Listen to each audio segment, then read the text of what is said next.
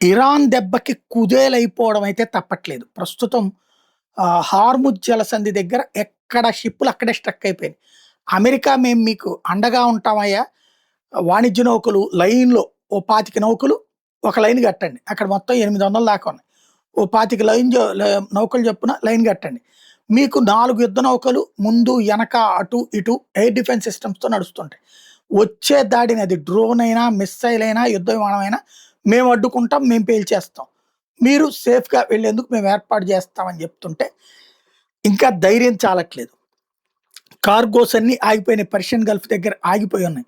అదే సందర్భంలో రాబోయే రోజుల్లో ఈ ఎకానమీకి, అగ్రికల్చర్‌కి, సివిలైజేషనల్ సర్వైవల్‌కి అన్నిటికీ సమస్య ఎదురవుతున్నటువంటి వేళ ప్రపంచమంతా కలిసి ఇప్పుడు ఇరాన్‌ని బతిమిలాడాలా? లేకపోతే ఇరాన్‌ని దారికి తేగలుగుతాయా చూడాలా?